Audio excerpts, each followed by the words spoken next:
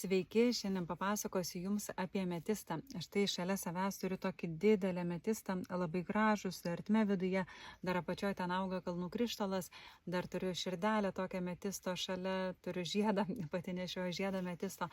Tai ametistas yra tas kristalas, kuris padeda žmogui turėti minčių ramybę. Ir žmonės dažnai šiais laikais pasakoja, kad sako, galvoje tiek daug minčių, chaosas, nerimas, norėtųsi ten kažko tai nebegalvoti ir atrodo tos mintis užkaraliavusios, nebeišeina jų suvaldyti, sudėlioti į lentynas, tai ametistas šitoje vietoje padeda. Ir kita labai svarbi ametisto tema tai yra būtent transformacija, tai yra pokyčiai. Mes kai pradedam nešioti ametistą ar tiesiog būti šalia jo, laikyti rankose, jisai pradeda į mūsų gyvenimą pakviesti pokyčius, kurie mūsų augins. Ne visada mes maloniai augam, ar ne visada tie pokyčiai būna patogus, būna, nežinau, ten kažką išmeta iš darbo, kad žmogus pagaliau pradėtų daryti tai, ką jisai nori iš tikrųjų daryti. Būna kitas išvažiuoja galbūt į kažkokią kelionę, pakeičia gyvenamąją vietą.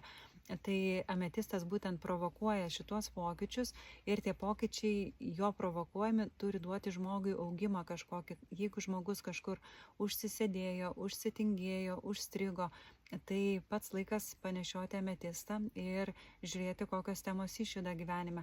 Ir ką jau sakiau, kad jisai ypatingai yra gerai prie tų dalykų, jeigu jaučiamės kažkurioje gyvenimo temoje užstrigę ir reikia iš jos išjudėti. Tai va, ametistas. Ir dar viena jo tema yra dvasinis augimas.